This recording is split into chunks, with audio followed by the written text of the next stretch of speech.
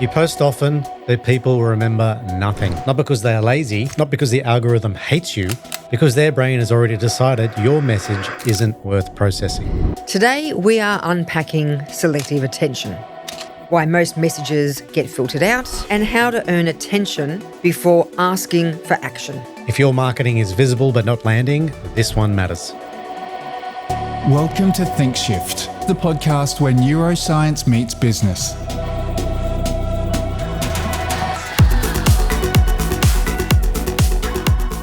Hey Leanne, how you going? Good.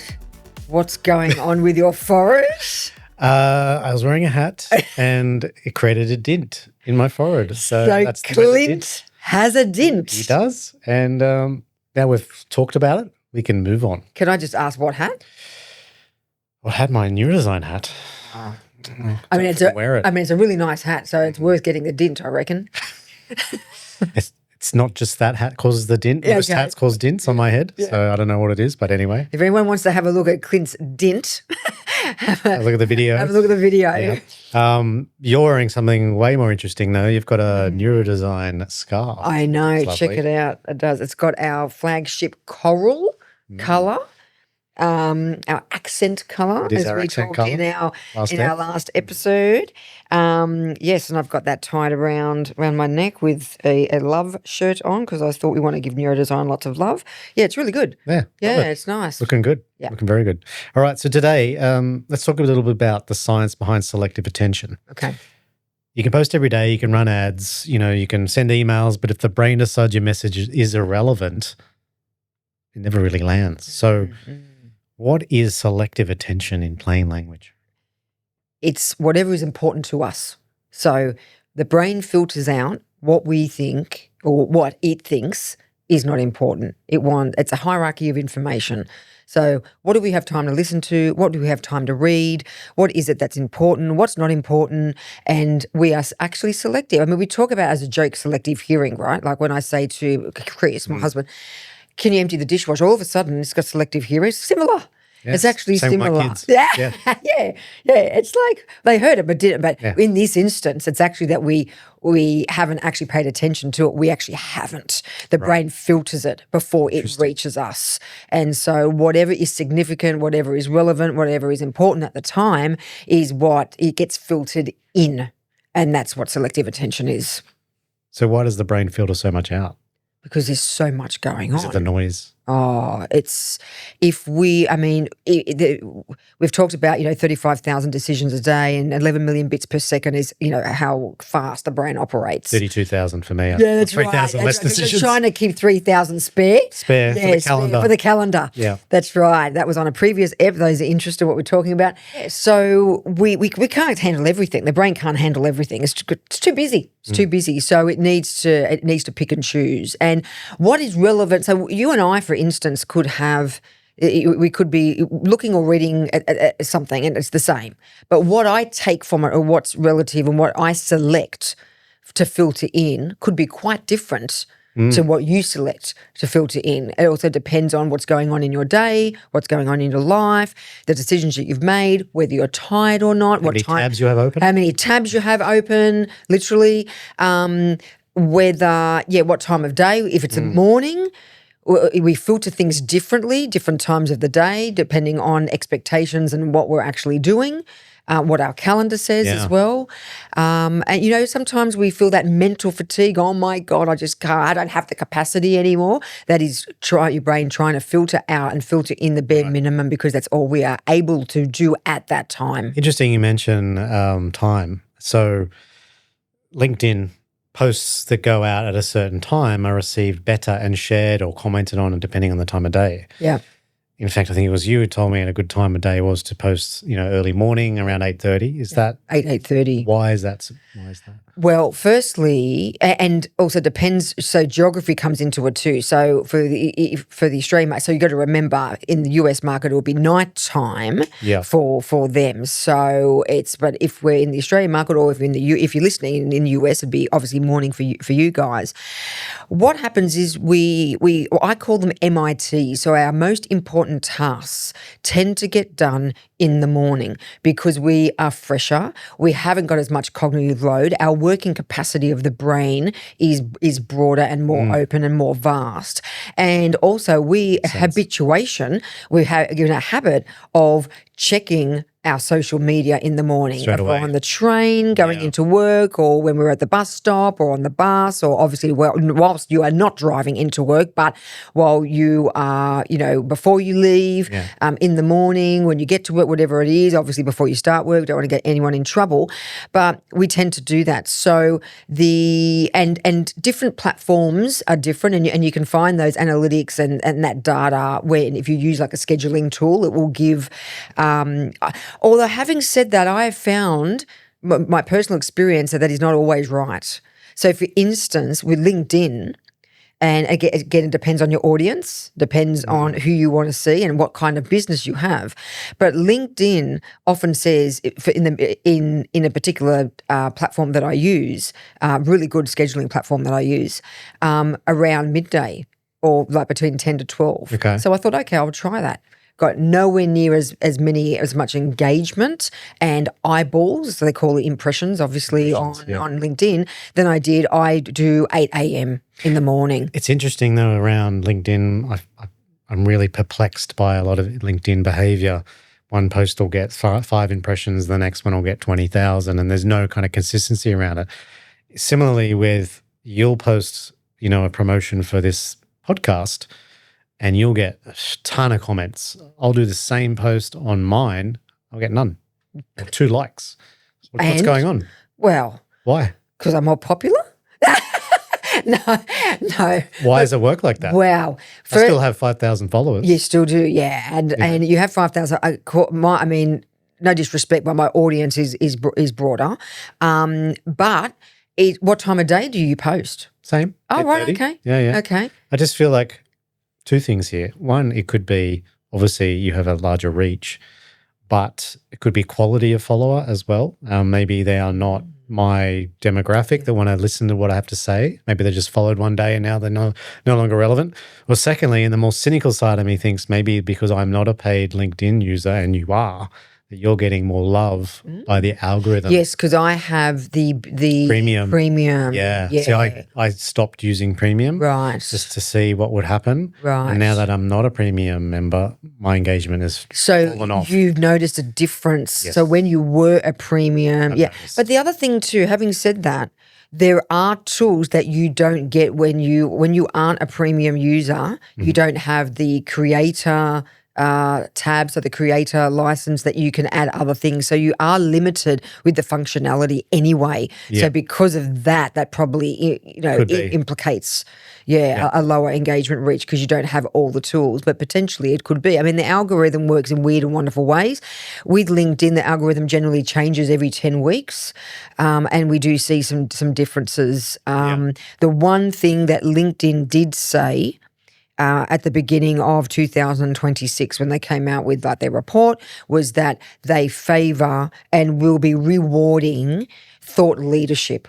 So articles is great, or newsletters, which I do have. I have The Scoop and I have Brainy Bites. That's the newsletters that you can subscribe to on LinkedIn. You do? Yep. I also write and publish an article every fortnight on LinkedIn. So I'm trying to feed the algorithm with the content that it wants. However, it's not just gobbledygook. Like it's good, I think it's good stuff, and it's information and it's valuable, I believe, or I've been told. People are no, you would never. No, I know. Yeah, it's always constructive criticism. It's only constructive criticism from you. You still got the dent on your head. It hasn't gone. But that's what LinkedIn said that they were looking for. However, you don't just pluck. And this is where selective attention comes in. You don't just pluck any random topic out of the air and start talking about it. It needs to be relevant to what you're doing. So LinkedIn, if I started talking about changing an engine in a car, or being a car mechanic, or plumbing, or something, being a plumber, they're going to go, what? Leanne normally talks about, behavioral science, behavioral economics, neuroscience in business, sales, conversions, neuromarketing. And now she's talking about plumbing. Okay, something's not right here. So bang, I get penalised. Right. But also my audience would read it and go, well, that doesn't make sense. It's not relevant to Leanne. I'm actually not going to pay it attention. And their brains won't give it the attention, even though it's from me, because it's not relevant. So that it gets filtered out. So it gets filtered out by the algorithm of LinkedIn. Also gets filtered out by the human algorithm of the brain of my, the followers and potential, the potential eyeballs that I want on my post. My concern is that the algorithm is shaping itself based on behaviors of a one-off post, as in I post about ThinkShift and it gets very little engagement. And so the algorithm's going to go, oh, we've got no engagement. It's not relevant. We won't serve that up again. That's my concern on that. It's of sins of the past. It's like progressing forward with behaviors that to get premium. Maybe need to get premium. Just to help it. I know we've gone down LinkedIn rabbit hole. We'll back out of LinkedIn. We can talk about okay. LinkedIn all the time. But a lot of our listeners and our viewers are on LinkedIn. They are. And I they should be. Absolutely. And I get questioned often around what we say on ThinkShift on LinkedIn as well. So it is an important platform for serious, business owners and entrepreneurs. Let's go back to the science behind selective attention for now. And so what makes a message feel worth noticing? There has to be something that I connect with. There needs to be an alignment. It needs to be clear, not complex. There needs to be a clear outcome. Also, if we're providing information, and often we talk about outcomes and we talk about, what's in it for me. So if I'm going to give my very valuable and limited attention to something, not that I'm being selfish, but what's in it for me? Then there needs to be a certain relevancy. It needs to make an impact. It needs to be something that I'm going to learn. It needs to help solve a problem that I've got. It needs to go, oh, that's, make me stand up and go, oh, that's really interesting. And timing's really important. Timing's important. Content's important. Length of what you're reading is important as well. Scannability. Scannability, and even from a design perspective with your graphics, eye-catching, 55% of, which so over half of the attention that you get, or the selective attention, is via visual and by graphics. So you could capture someone's attention by a graphic first. Yep. Not saying that text-only posts on LinkedIn aren't worth it, but in these days, because we are so visual, we will favour and we will filter in visual posts and filter out non-visual posts. Okay, that's interesting. The next thing is on repetition, and why does it alone fail? What is the story with that? Yeah, so are you repeating the same message over and over and then getting nowhere? And this is with a marketing perspective. I'm just going to put a marketing hat on, where a lot can get lost. You read and you hear about, oh, you need 14 touch points to resonate with a person, or you need to send so many EDMs. Ram it down their throat. Oh my God! I mean, how many EDMs? Our inboxes are full of EDMs. I mean, I'm unsubscribing, a lot. And being put on, which is illegal, by the way, being put on people's databases and lists without permission. But that's happening because I know that I haven't subscribed to certain things and I'm getting EDM in my inbox. So, there's all these touch points, and we need to stop thinking. It's about relevancy. So we may only need 1, 2, maybe not 1, so 2, 3, 4 touch points if it's relevant and if it is solving a problem that the person has.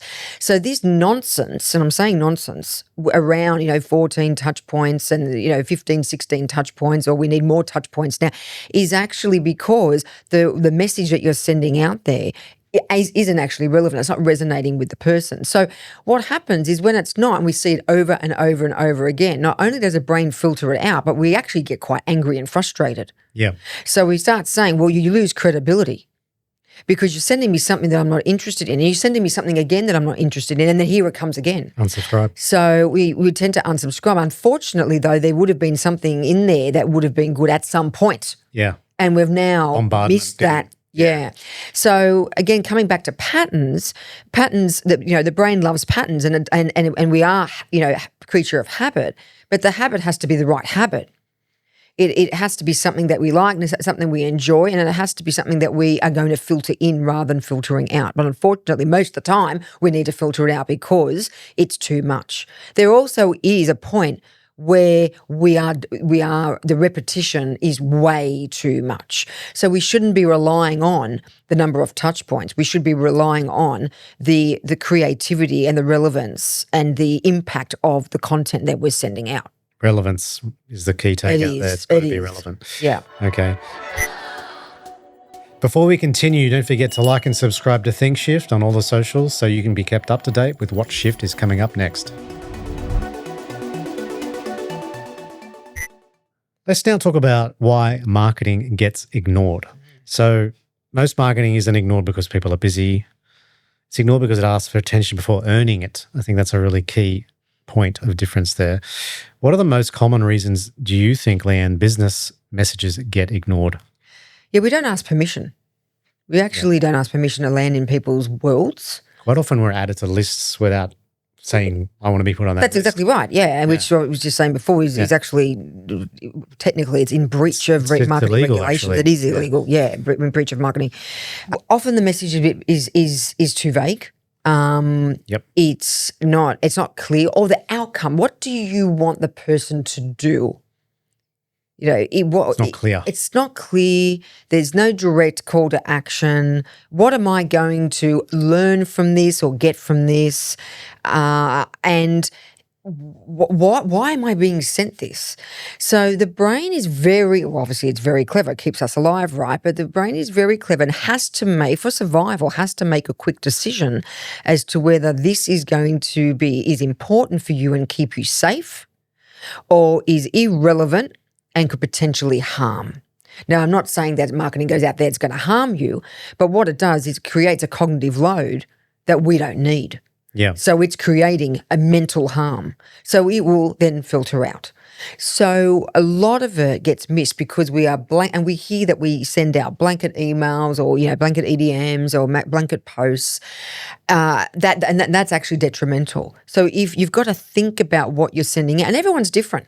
Everyone is different. Depends on, even the cadence of posting is different. If you're sending out posts every single day, 7 days a week, but it's nonsense, you can't expect just because, I post 7 days a week. Who cares? Yeah. You could post 1, 2, 3 times a week with really great content, with really great visuals, and be much more of an impact. It's like, with telemarketing and all this sort of stuff. I'm going to make 100 calls hoping that one person bites. That's 1%. Yep. And the clients will come to me, if I send all this out, hopefully someone, it's like, throwing out a fishing rod and hoping something's going to bite. I say no. I want you to send something out to 10 people, and I want 8 of them to respond. So we've got to stop playing this numbers game because it's actually hurting our businesses. We're not actually thriving from this. For sure. And we're going to talk about relevancy in the next episode we're going to be doing. Yeah. But another important thing is that the business comes in with a message and then it's all about them and not about the consumer. So they're just features and benefits. Yeah, we do this, we do this, we do that. So how are you solving my problem? I'd ignore. The other thing I wanted to mention as well was that we are becoming so attuned to spotting AI written messaging that we will throw out immediately, and particularly I see this on LinkedIn, go back to LinkedIn again, when a post is written in a specific format, which is usually, it's not this, it's this, or why this matters, or there's some real key phrases that are instantly recognizable words, as AI. Foster, tapestry. Yeah. There's certain key words and phrases that you spot them a mile away. Absolutely. So when you see even a couple of those words littered and the way that the post is structured in, line break, you go, I'm not reading the rest of that. That's AI. So that's an instant. It is, and it's a shame because I actually write like that because I often write how the reader wants to read. And I use M dashes until they got destroyed. Yeah, I know. But M dashes are still, I generally do ... but M or ellipsis, but M, again, it creates a pause. That's how we read. The brain needs right. to pause. And often when we do a line and then, hit return or a line, hit return, I actually continue with that. I know that's something that AI does, but I do it because I'm writing for how the brain wants to read. So you've got to look at it. It's cognitive load again though, right? Like chunking data, because we're less likely to read A big paragraph. but we will read a sentence. You will. Many sentences rather than a big paragraph. Yeah, and it gets impact. Yeah. And so it does this. I mean, even in our intros for ThinkShift, it's and so it does this. Yeah. Or you feel this and you're going to get this. It's how the brain actually interprets. It's easy for the listener or easy for the reader. Yeah. And that's important. AI knows that's what we want. It knows the pattern, which is why it uses it. But unfortunately, it's everywhere. It's structuring. So I'm not saying not to use it. It just needs to be done properly. It's structuring the post similarly to the point where the beginning of each sentence is the tell. Yeah. Like I say, it's the why this matters. As soon as I read down and it says why this matters, I'm like, instantly why this matters is a giveaway. And there's other ones as well. Interesting. Okay, so that leads me to clever messaging. Why does clever messaging often fail? Well, we can be too clever. Why? What's too clever? Well, we can be Is it too vague? Too mysterious? Yeah, like what? Yeah, too vague, too unique. No, the point's lost. The point's lost. And I had a client once that said to me, I was trying to simplify their messaging and simplifying even their positioning statement of how they represented themselves to their audience and to their clients. And this person came back to me and said, yeah, but I'm an intelligent person. I want to come across as clever. And I said, well, unfortunately, that will work against you. Yeah. Remember, we're reading very quickly. So being clever and being over clever can work against you in a big way. So I'm not saying simplify what you do, but make it clear. And obvious. Clear, concise, compelling. Remove the jargon, remove the acronyms. And I mentioned this in previous podcasts around it's very easy for me to get caught up in acronyms, particularly in scopes of work, and you're just assuming your client knows what UX is or UI, or everyone should know what that is. Actually, no one knows what that is. Yep. Maybe they do.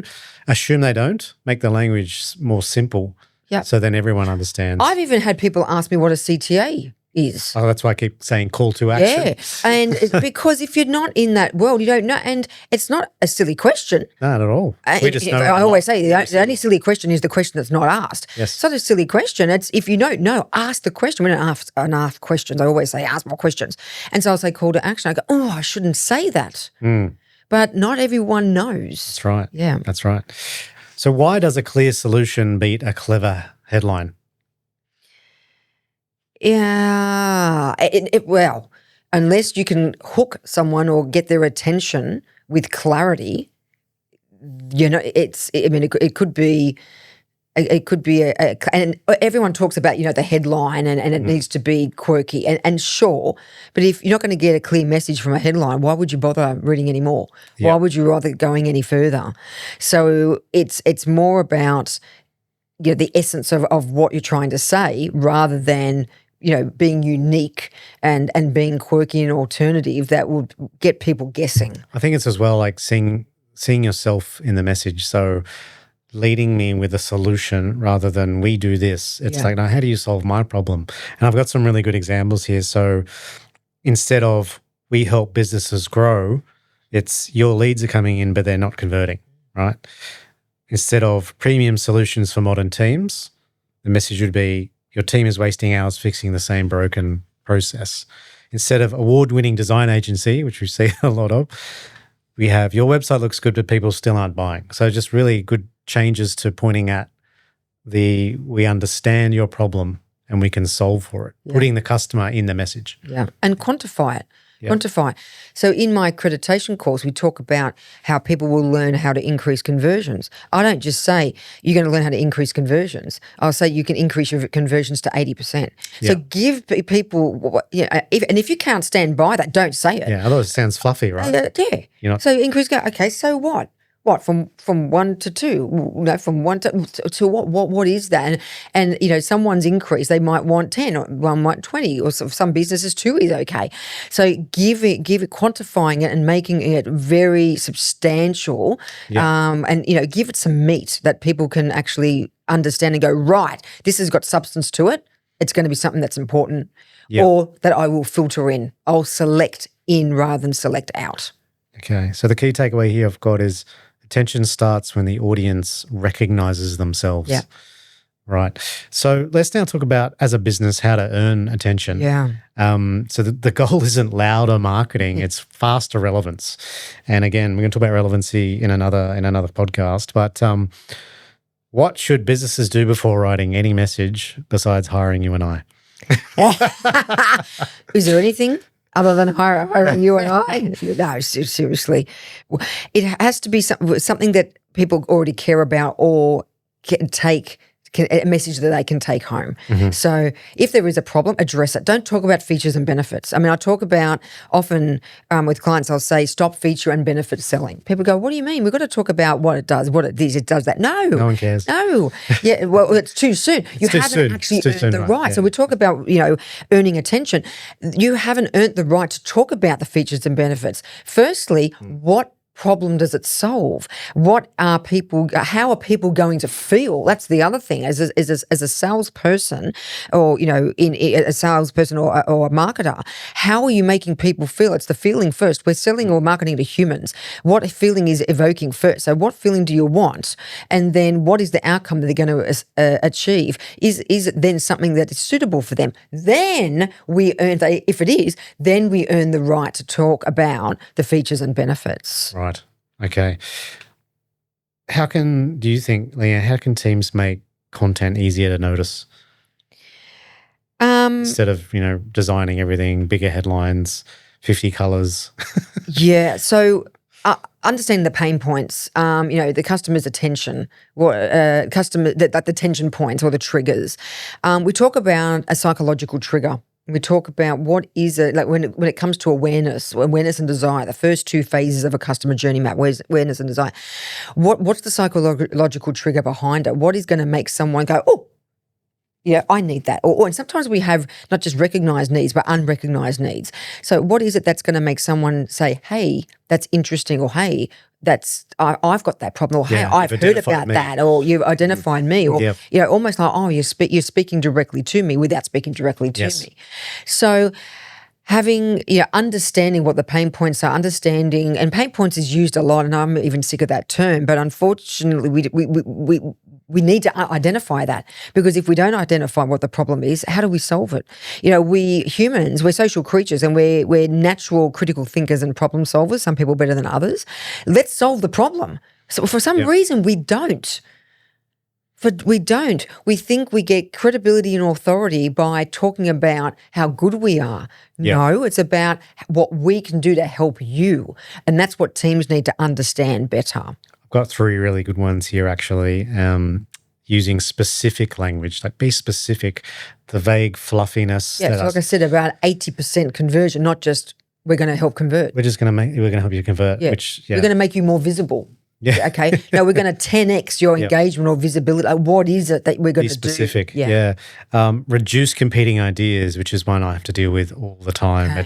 Let's throw all these in here. We have so many things we want to talk about. Let's just put them all in. So it doesn't work like that. It's like throwing darts in the dark and hoping, you get the target. Just reduce it down to lowest hanging fruit idea. What is the one idea that's going to capture the attention and result in a conversion? Focus on that. And the last one here I've got is using visual hierarchy. Like, it's a really clear and obvious one. Yeah. It's like guiding the user into a decision and a call to action. Okay, what should teams stop doing? The one of the biggest things is stop saying everything at once. Yeah. Just concentrate on one point or one problem.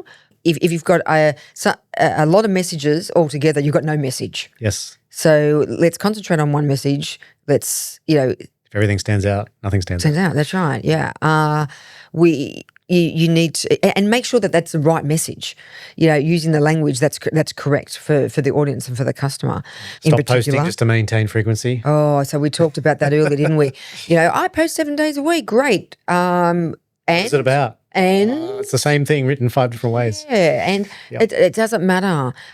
It needs to you want it's quality over quantity. Yes. Again, an overused term, but very relevant in this space. It's around how we can get a response from someone that we want to get a response from. It doesn't have to be posting continually. Yeah. And I get it that the algorithm loves posting. So the more you post, the more visible you are, and the algorithm loves it. I get that. However, especially on the LinkedIn platform, which I've just explained earlier in the episode, it has to be relevant. It has to be around a thought leadership framework. Otherwise, you will be penalised. Yeah. So you're better off doing twice a week with good stuff. Yes. And just on the last thing here around measuring, right? There's a way to measure this stuff, and it's easy to get caught up in vanity metrics. Ways to measure saves and shares. They're pretty clear ones because you know there's been an actual interaction. It's required a little bit of effort for someone to do that, so you know they're engaged. Watch the time and the drop-off, really important, particularly in, watching video on your site or landing on a page and leaving immediately. I guess, checking your analytics to make sure that they're arriving and staying and reading message before departing. Heat mapping is another thing, which we've spoken about in other episodes as well, to know what users are doing, what they're clicking and what they're seeing before leaving. And then replies and direct inquiries. So are you getting any inquiries from the messaging on your landing pages? Are your forms resulting in feedback? Are you getting emails, things of that nature? And the click-through from the right audience. So checking to make sure that when you're looking at your analytics, making sure that the audience arriving is your intended audience and you're not engaging the wrong people arriving and going, I don't need hair volumizing cream. I don't have hair. So really? Why did I choose that example? I don't know. I don't know. Or bringing hair back. Also, speaking of your head, the dint is going. It's going. Yeah. Over time. It's taken 35 minutes. But imagine that. Like, imagine you opening up. But picture this. Imagine opening up a text or getting even an EDM and getting from a hairdresser about, volumizing conditioning shampoo. I would be shocked, appalled, embarrassed. But you know what? This happens. It happens. I know we're sort of laughing, no offense. I know we're giggling at the concept, but it happens. Inside. You're crying inside. But it happens, right? Seriously. Yeah. Yeah. Here's the shift. Attention isn't something people owe you. It's something your message has to earn. The brain filters out what feels generic, effortful, or irrelevant. So if your audience isn't listening, the answer isn't always more content. It might be sharper relevance. One action for the listener this week: pick one post, email, or homepage headline. Ask, would my audience know this is for them in 3 seconds? If not, rewrite it. That's Think Shift. I'm Clint. I'm Leanne. One idea, one shift in 30 minutes. If this changes how you think, send it to someone who makes decisions for a living. And follow Think Shift on all the socials. Don't forget to subscribe so you don't miss what shift is coming up next. See you in the next episode. See ya. Bye.